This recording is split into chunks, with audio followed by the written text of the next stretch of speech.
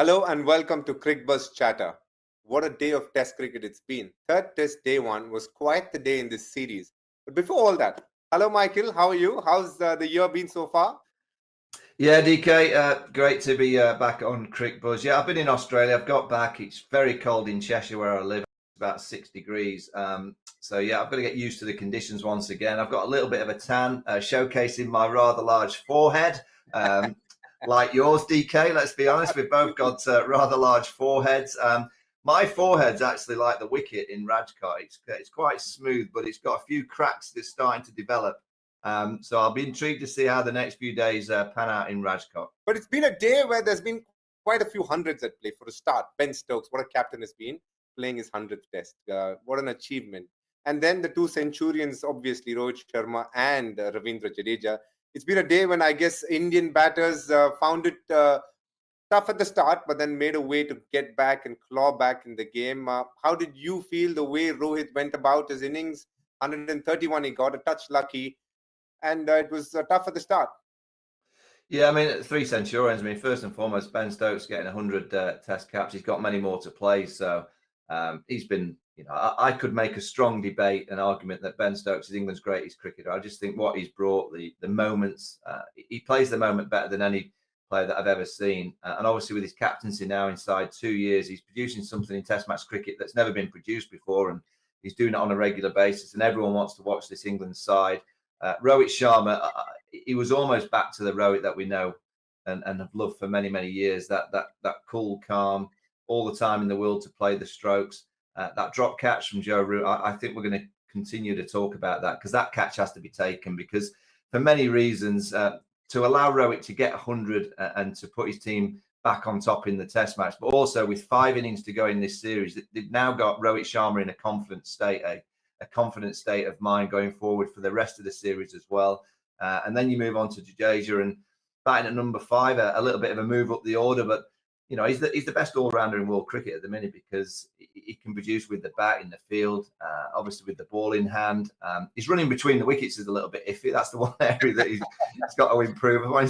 He's a bit frantic running between the wickets, but yeah, 3 centurions, but that partnership between Rohit and Ravi Jadeja, I thought actually the middle session, DK, it was almost like Test cricket played in India like we've known it being played for years and years. I think throughout the whole of this series, it's all been a bit, both teams have been very frantic when they've batted. And maybe the pitch here in Rajkot is just a little bit better for batting and it allows players to play a little bit normally. But that middle session it's the blueprint really of how to bat on a flat wicket when it's just doing a little bit. You just bat your time. Every now and again, you play an expansive shot. And that partnership has really put India in a dominant position on day one. I'm borderline stalking you, I feel, because I've been following you on Twitter and you said exactly that in terms of how through the middle session you felt there was a certain normalcy to Test cricket with the way they approached it and also the fact that the pitch played a part in it as well. Just circling back a little bit, going to Rohit Sharma, and I feel you are one of those guys who can actually explain what Rohit Sharma was probably gone through 8 test innings without a 50 and then manages to get 100. It's been a series where as a captain more than the batsman he's been pushed. What does it mean as a captain to go through those kind of feelings and as a batter, Michael, considering you both have opened for the country and have been captains? Yeah, but I thought in the first Test match, Rohit switched off as a captain and he allowed England to get that lead, and he wasn't proactive enough. I thought the second Test, I thought he was a lot better, so he'd learned from his first week as a captain.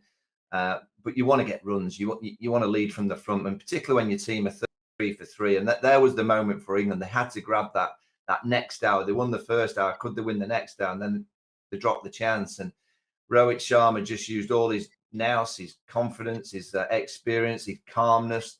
His demeanor out in the middle is so cool and calm. It's just like there's no care in the world with Rohit Sharma. And I think that helps Jadeja at the other end and just calms him down a little bit as well. But he's a world-class player.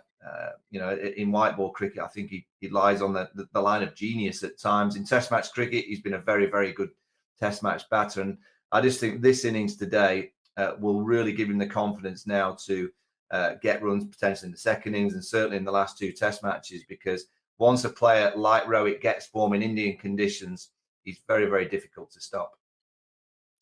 True. I mean, Just watching how the innings unfolded, Michael. Morning, the pitch was a little tacky.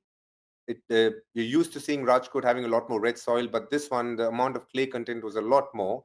And you could sense that it was a toss that meant that you had to bat, but the first session was always going to be challenging.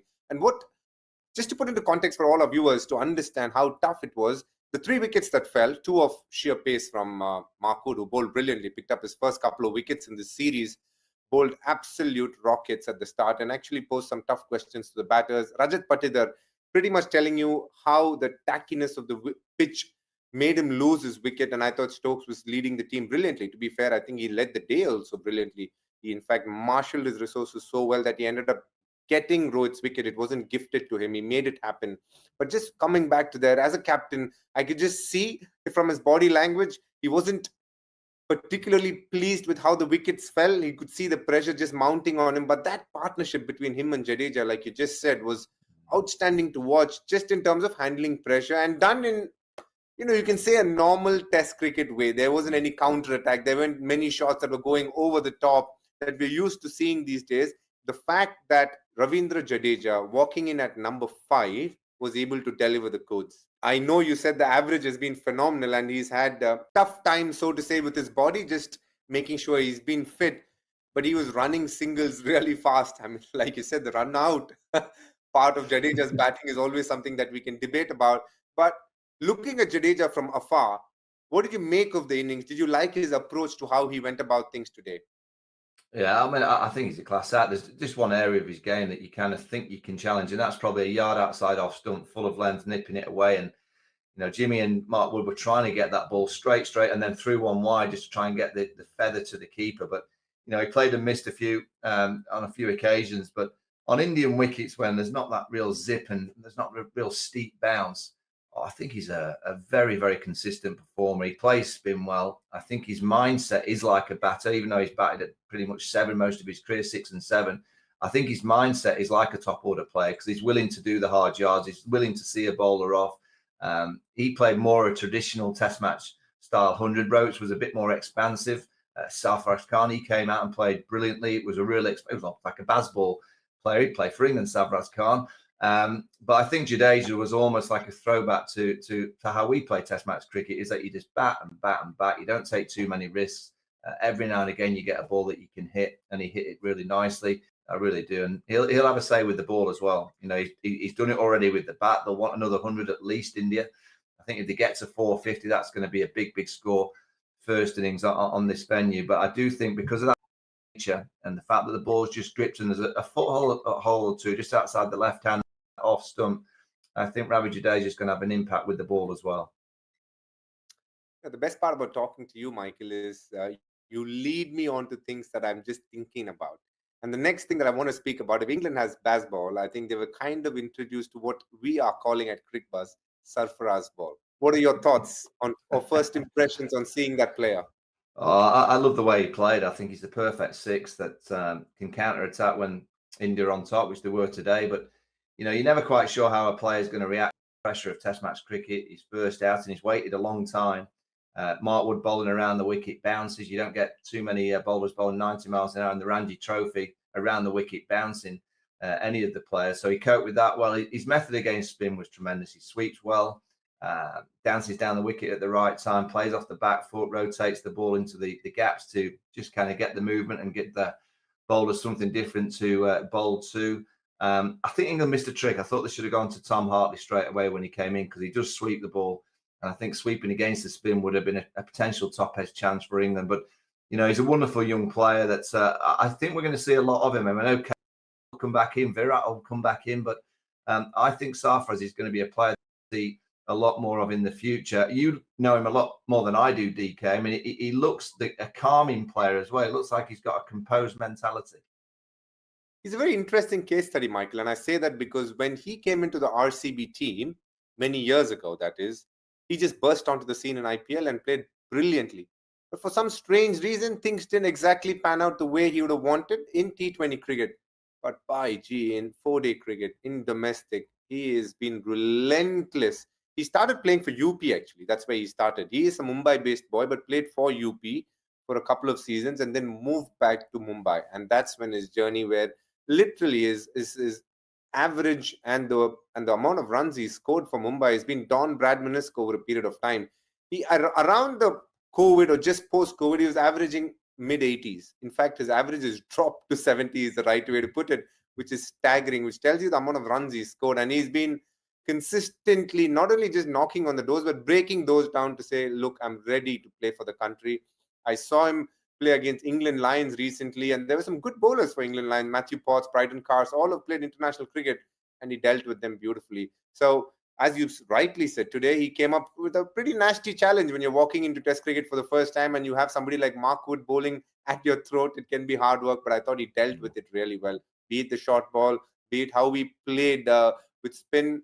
India, interestingly, are going to benefit a lot out of Sarfaraz Khan, like you said. I think he looks the finished product and he's ready for international cricket. There will be challenges to come for him in the near future. But for the moment, he has put a smile on a lot of fans' faces with the way he approached it. And that was good to see. At the start of the day, though, there was 4 changes made to India, just the solitary one for England. But there's 4 changes made to India. And that's not something that we were expecting, to be honest. But the beauty about the team that was picked is you saw it and you felt, wow, Akshar Patel wasn't there, but it was Ravindra Jadeja who was replacing him. Did you feel like they've literally nailed the 11? Did you think it was a good 11 considering the pitch that they were playing on?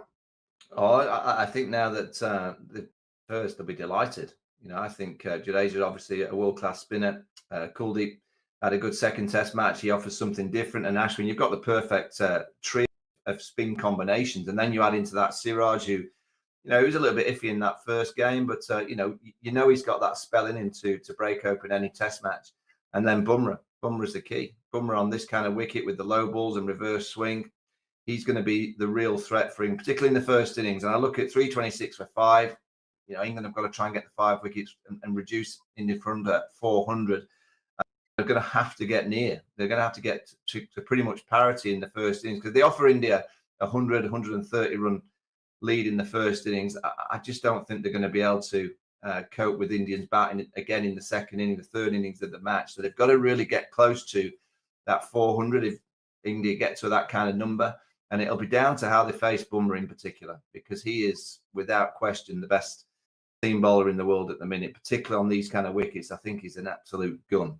He looks a nightmare to face. I just can't read him. His action, he gets a little bit closer with that release. He bowls quickly. And he's up there with the best in terms of reverse swing. So I think India have got their team right. I think England have got their team right as well. I think adding Mark Wood was a great addition for this England side. England in the World Cup, DK, I mean, we were there in the World Cup. They seem to get every game wrong in terms of selection. Whereas for the Test series, they've got absolutely everything right with their selection. Whether it's Tom Hartley coming in, Bashir coming in, Mark Wood for this game, Jimmy Anderson for the last game. Everything has been right in terms of the selection for the England side in the Test series. No idea what happened in the World Cup because they got everything wrong pretty much. But I think both teams have got the right balance for this surface. It's great that you spoke about Mark Wood because just seeing him warm up today was quite the sight. The way he was getting ready, he was chirpy, he was all excited that he was getting an opportunity. And on the other hand, as I was just walking around, Jasprit Bumrah called me aside and he says, DK, I saw your analysis and you said that Ben Stokes' ball was something that was off the pitch where it seemed away. And it had happened in Hyderabad. If you just jog your memory back a little bit, Ben Stokes will look to step out against Bumrah and the ball will come in pitch. I reckon it hit the crack and it just crashed into off stump. And he just throws his bat down and said, nobody's going to be able to play that ball. And he said, I think you got your analysis wrong. I reversed the ball and made it go away. I'm like, boom, really? He is someone who's so meticulous about it. And you can see that it means so much to him. And he literally prepares and plans how he wants to get a batter out. And some stupid analyst like me comes and says, oh, it was a pitch that just made it go away. And he isn't buying that. He wants to let me know that that's not going to be acceptable. So that's the kind of guy he is. Now, Mark Wood, again, the way he bowled today at the start, he really troubled the batters. You can see the speeds at which he bowled as well. Consistently over 140, got the ball to move away to both Jaiswal and Gill. And there were a couple of pitches that he bowled, even to the end when he was relentless against Rohit Sharma and literally planned the wicket with Ben Stokes. It was just a great sight to watch. Now, that we've spoken about Markwood, the Levin, Sarfaraz Khan, and a lot of the things. I think it's time, which I quite enjoy, which is to put you in the hot spot. Oh no.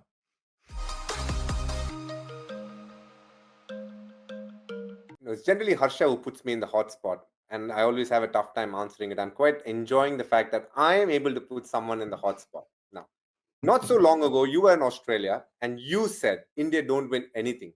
You got all the fans buzzing in India.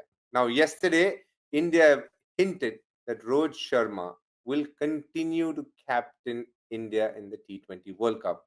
What did you make of that call, Mr. Michael Vaughan?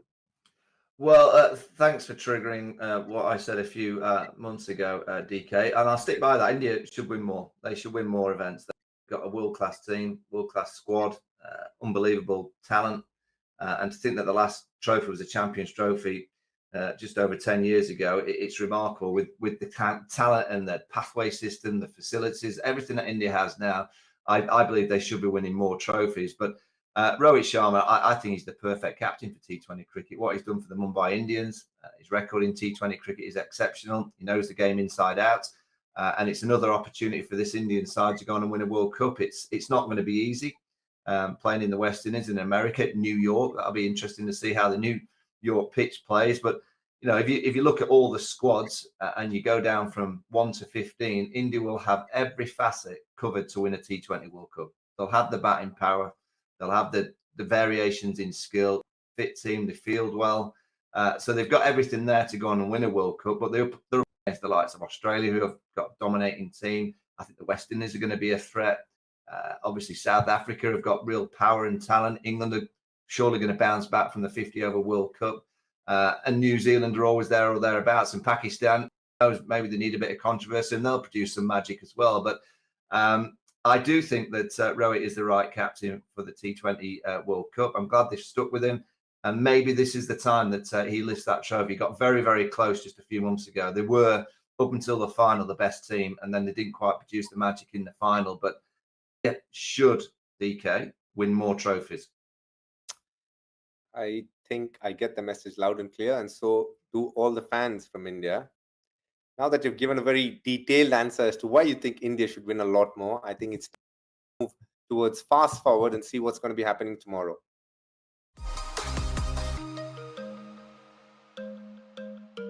Okay, on fast forward, I must start with saying India, in many ways, have won day one. I think they've had a better day.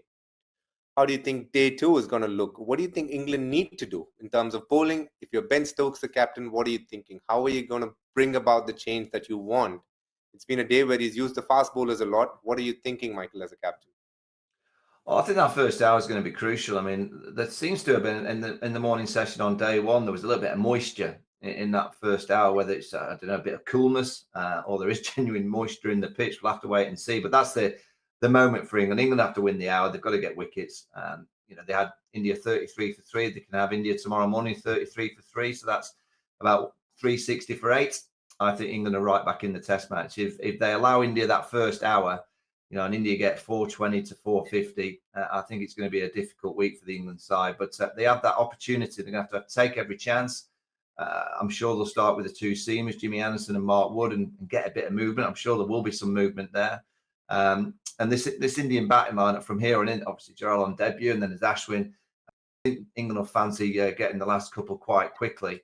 Yeah, they've got to bowl India out for under 400, and then it's about the Baz bowlers. You know, DK, you're around them, you're there. Do you?